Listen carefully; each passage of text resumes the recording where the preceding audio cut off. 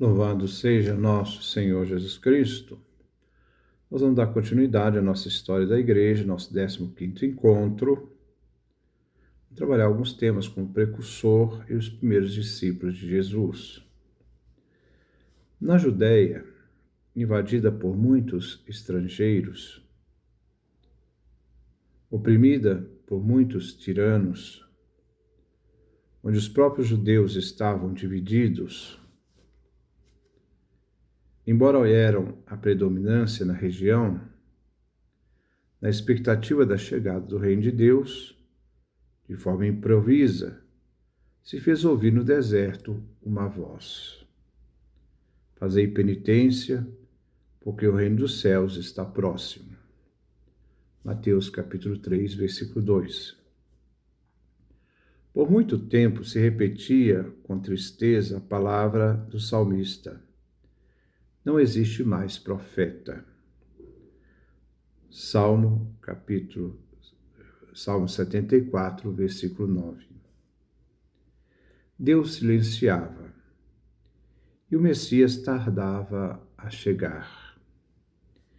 E eis que surge um profeta em Israel, João o Batista. Quem era?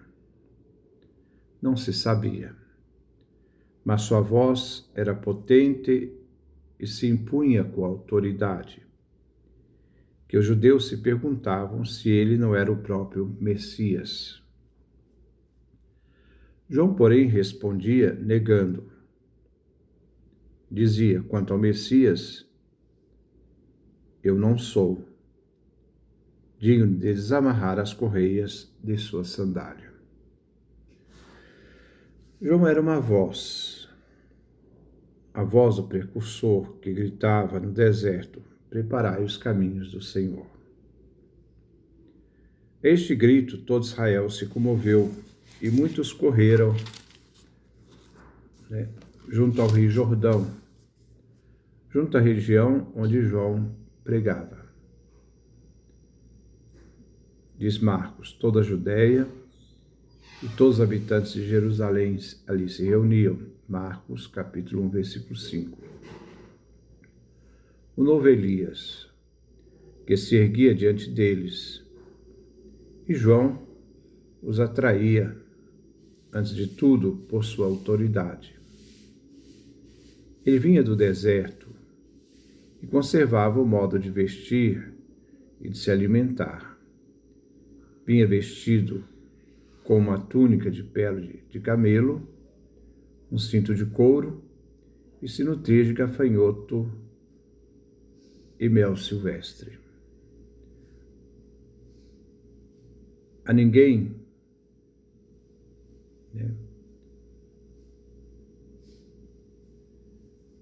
diante do seu severo modo de vestir e de ser, não impunha a ninguém, ele não impunha seu ascetismo. João não impunha aos outros o próprio ascetismo, a própria rigidez que ele usava no seu hábito de vida, no seu modo de ser. Mas João era impiedoso contra o orgulho de raça e contra as ilusões que tal orgulho alimentava os hebreus, dizendo: não digais, temos Abraão por pai. Eu, porém, vos digo que Deus pode suscitar dessas pedras filhos de Abraão. Eis que o machado já está posto na raiz das árvores, e toda árvore que não der bom fruto será cortada e jogada no fogo. Lucas capítulo 3, versículo 8 e 9. E o povo que vinha a João Batista perguntava. João Batista dizia, o que se deve fazer para poder preparar a chegada do reino? Ele diz, quem tem 2 túnicas, que dê uma àquele que não tem. Lucas capítulo 3, versículo 10, 11. Vinha João Batista, publicanos, soldados, e João não impunha a eles de abandonar suas profissões, mas somente de respeitar a justiça. Aqueles que foram tocados por sua palavra confessavam seus pecados e recebiam o batismo de penitência, que os preparava para a chegada do reino de Deus.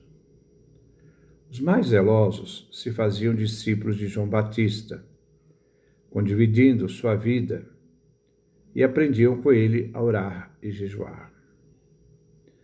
O jejum de João Batista seguiu o jejum também dos judeus, que era toda segunda-feira e quinta-feira.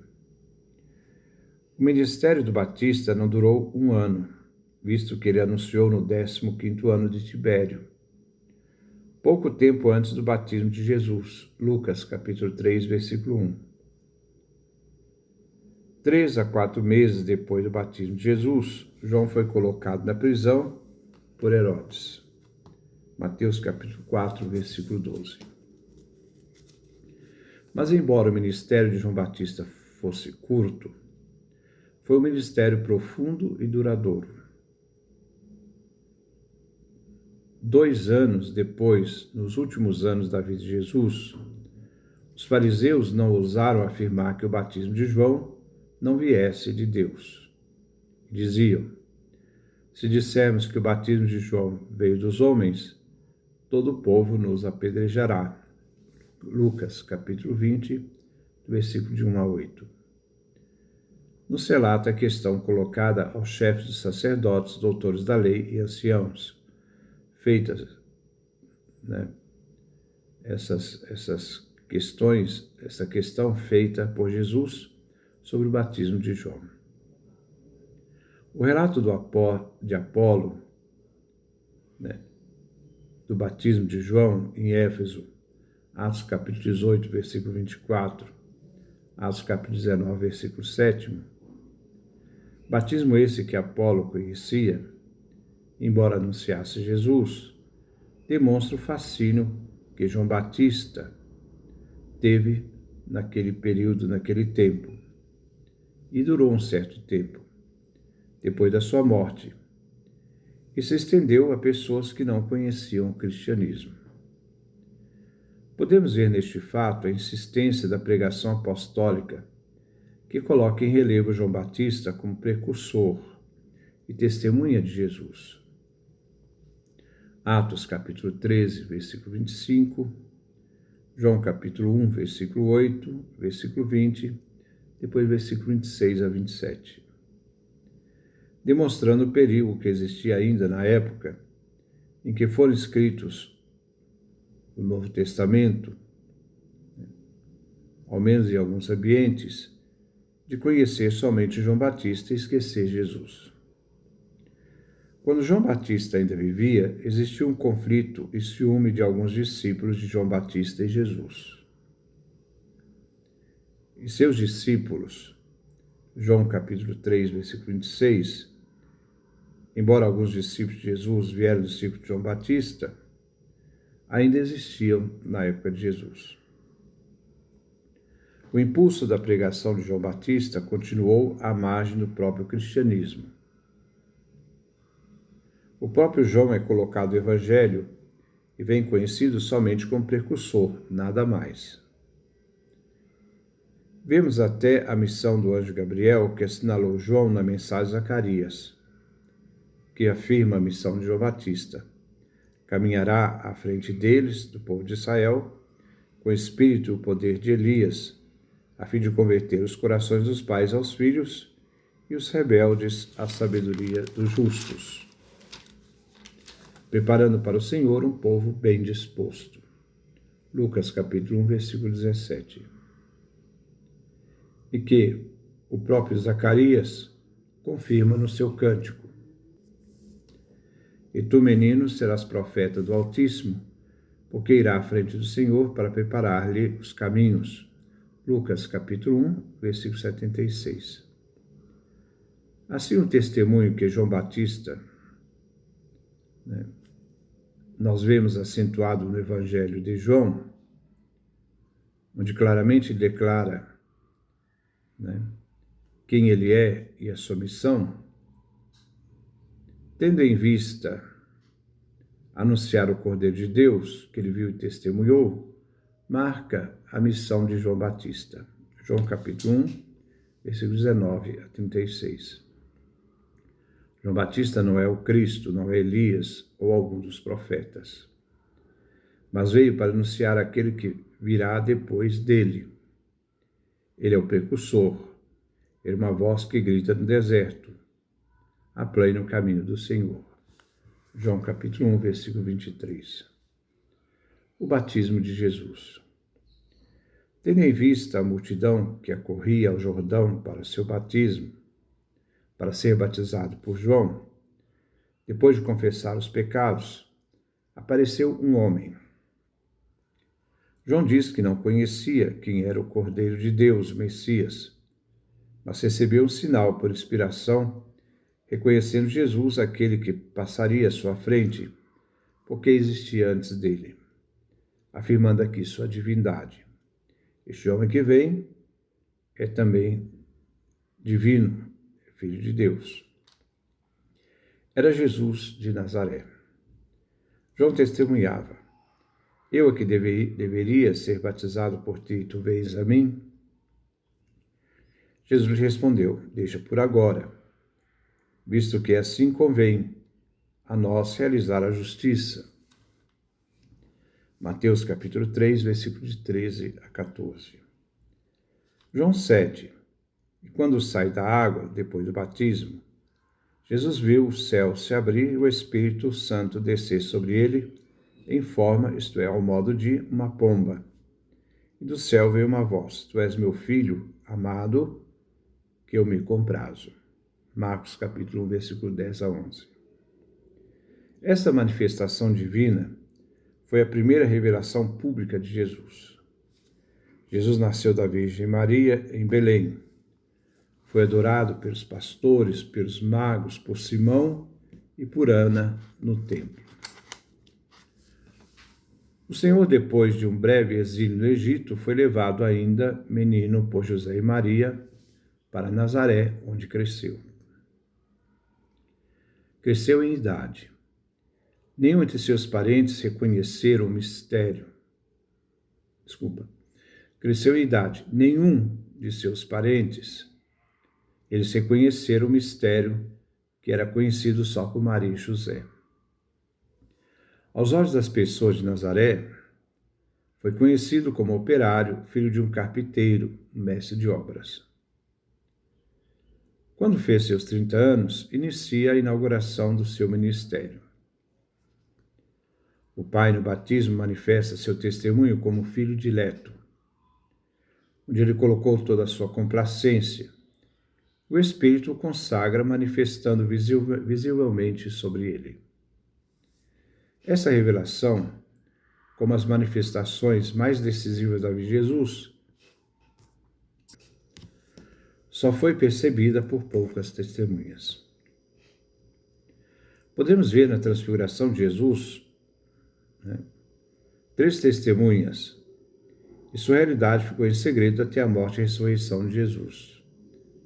Era Pedro, Tiago e João. Marcos capítulo 9, versículo 9. Como sua ressurreição tem como testemunho não só todo o povo, mas somente aqueles pré-ordenados por Deus, Atos capítulo 10, versículo 41, eles vão se tornar testemunhas da ressurreição de Cristo. Não todos, mas as testemunhas. O primeiro a ser iluminado foi João Batista, o precursor, que testemunhou: eu não o conhecia, mas aquele que me enviou a batizar com água me disse: aquele que vires o Espírito Santo descer e ficar sobre ele, é que batiza com o Espírito Santo. Eu vi e atesto que ele é o Filho de Deus. João capítulo 1, versículo 33 a 34.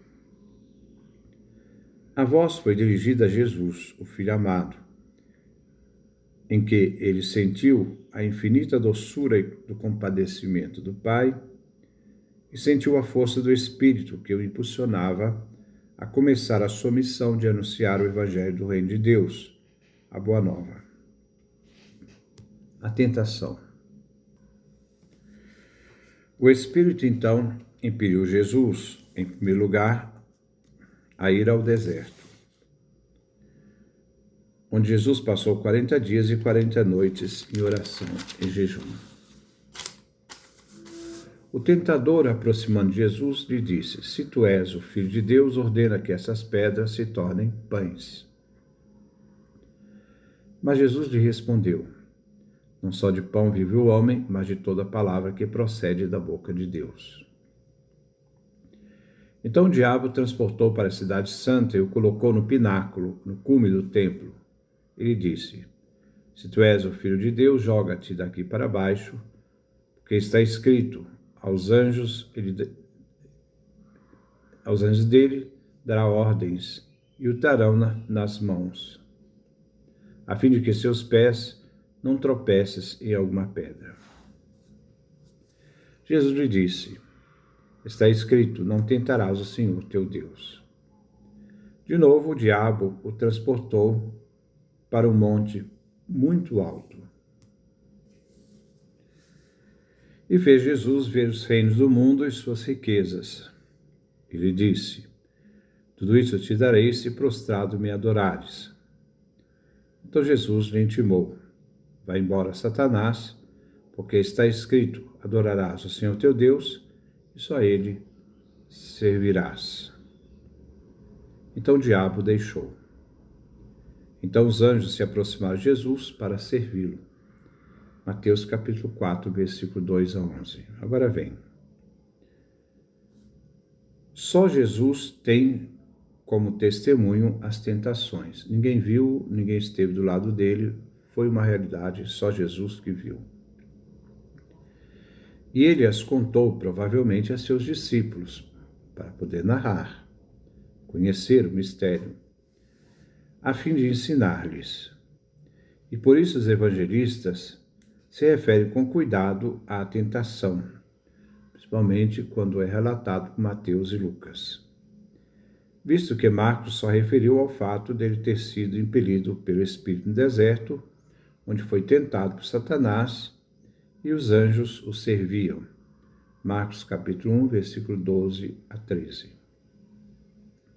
Esta cena, verdadeiramente, é um prólogo da história evangélica.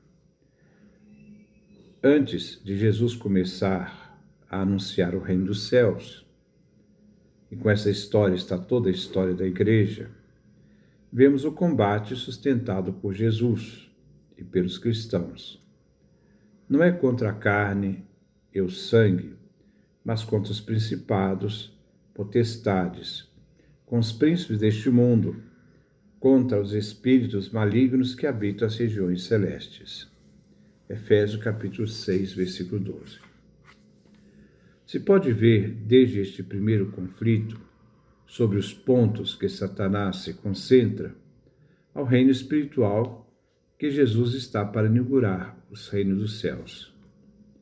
E o tentador se opõe sustentando o reino carnal, um lauto banquete, uma dominação universal, com manifestações de pompas e privilégios espetaculares. A tentação do anjo do mal. Jesus não podia cair nas tentações, mas seus ouvintes não podiam também ser enganados. A história do ministério de Jesus, de suas ações vitoriosas, mas de seus efêmeros sucessos até sua morte, de suas aparentes derrotas e finalmente da crise suprema da paixão, nos faz ver com evidência dolorosa o perigo dessas tentações. Jesus só irá triunfar definitivamente, a não ser através da morte e morte de cruz. Os primeiros discípulos. João Batista, ameaçado provavelmente pelo ódio dos judeus de Jerusalém, passou à margem oriental do Jordão, na Pérea, e batizava em Betânia. É lá que Jesus se aproxima de João Batista. João Batista, vendo Jesus, disse: Eis o Cordeiro de Deus que tira o pecado do mundo. No dia seguinte, no mesmo encontro, faz o mesmo testemunho de Jesus. 2 discípulos de João Batista, o discípulo amado, João e André, que estavam presentes quando João Batista testemunhou sobre Jesus, eles abandonaram João Batista e se colocaram a seguir Jesus. Então, os primeiros discípulos de Jesus foram discípulos de João Batista. No dia após o acontecimento, André conduziu seu irmão Pedro, Simão, para o encontro com Jesus. E no outro dia, ele encontra Filipe, que por sua vez encontra Natanael. Natanael, este nome é encontrado somente no Evangelho de São João, mas ele é identificado com o apóstolo Bartolomeu. João capítulo 1, versículo 35 a 51.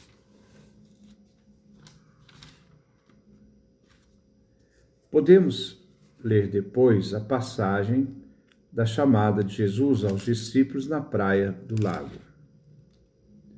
Aqueles que Jesus chama, Pedro, André, Tiago e João, já pertenciam ao grupo de João Batista. E aqui se vê a chamada definitiva, quando, deixando a família, as barcas se tornaram discípulos. Então, alguns discípulos que eram discípulos de João Batista passam a ser discípulos de Jesus e seguidores de Jesus. Isso foi testemunhado por João, que despertou em João, discípulo amado, e André, a necessidade de conhecer onde Jesus ficava. Mas aí foi uma simples, eles é que se prontificaram. Jesus convida para que eles fossem ver onde ele morava, onde ele ficava. Mas depois é que acontece a chamada, vamos dizer, oficial. A primeira chamada ressalta ainda a importância da parte do precursor João Batista. Tiago, filho de Zebedeu, não vem nomeado na narrativa de João, sempre reservado quando se trata de sua pessoa ou de sua família.